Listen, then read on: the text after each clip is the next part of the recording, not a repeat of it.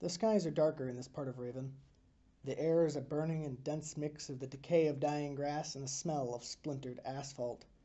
The street lamps have since been gone, flickered out long before. Ahead, in the near distance, across the ancient and uncared parking lot, it lies, stooping in some places, neglected from well-needed care over its years of abandonment.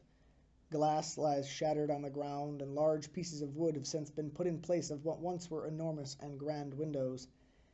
The doors have been chained, but there's a loose spot in the wood, and one can easily sneak their way into what once was the Raven shopping mall. When you walk in, there is a sense of clearer air. You're able to breathe again, but only for a second. There is a weight that pushes heavy on your heart, a presence that won't go away, like someone is watching you from the second floor, or that someone is following you up the now immobilized escalators. You stop. You look down. To the left of where you entered is a shoe store, one whose sign was long ago torn down and destroyed, lying in pieces on the ground in front of its open doors. From within, the air blows calmly past the entry and wafts over you like a dog's breath on a hot day. Across from it, a winter gear shop, and next to it, a Chinese restaurant. All lie still in the dark and misty air, neither one muttering the slightest sound from within. Upon the top of the still stairs, you look quickly to the right, and you swear you see someone, or something, duck into a nearby Barnes & Noble. You look left, another movement, a mannequin, long since unclothed and tattered, clambers to the floor, its metal stand making a clink that echoes throughout the empty corridors and shops. You stand still, and you look around. Above you, the skylight, once beautiful and majestic, sits, a grimy green color collecting water that slowly drips into the large fountain in the center of the mall. All around, shops and food stores, plants toppled over, their dirt spilling onto the once shiny tile floor. Nothing moves, and all is silent, save the wind blowing from somewhere in the space. You take a step forward, and there's a rustle of dried leaves, and a small ivy joins the other flora on the floor. You catch a glimpse of someone, but not long enough to say for sure what or who it is you've seen. The stillness returns, and now it stays for longer.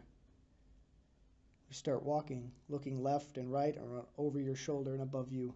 The tile in the farther parts of the building is cracked and moved in some places, revealing the grout and glue that once held the tiles in place. Water has slipped into the floor and swelled in spots where it froze and melted and refroze again, cracking it further. The walls are stained with rust and caked with limestone from the pipes that have many years ago burst and gushed out onto the undersides of the tiles. The smell is dreary, and it weighs the air down with a musty fog that reeks of mold and coffee grounds from a nearby cafe. A puddle ripples, and the water that drips from the ceiling splashes and emanates a sound that dies quickly like the plants on the ground. You snap your head to the right, a whisper in your ear, unheard and mumbled words. A person steps away slowly, back into a once high-end jewelry store. You slow yourself, and you turn to walk toward it. The sign is burned out and the power shut off in the age of the building, but its words are still visible. Jewelry store. The figure moves out of your sight, ducking behind the splintered glass of the cases that once held pristine necklaces and shining bracelets, but now lies tattered and caved in on the floor. But he doesn't duck. He phases, moves through the case, his body long gone, but his presence still running amok in the mall. You hesitate and stop to look around inside the store.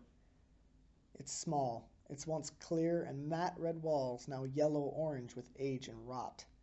The bulbs have been bashed out from the ceiling, and the glass crunches underfoot, snapping and making a distinct sound as you walk around. The figure is gone to your discovery.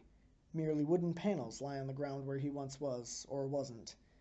The panels once held the jewels securely inside the pristine cases, but now they are fallen on the ground, swelled and black with spores. They squish under your feet, and the malodorous sound wafts into your nose like a chemical blast. You stumble back and try to catch yourself on the glass counter, but your hand falls through where a sturdy place once was, and you fall hard to the floor. Your hand has fallen through the once solid object, yet no blood pours from your wound, for you have no wound. You stand, you look around. Slowly, from the shops they come, and you realize that they are not alone, and that you are one of them.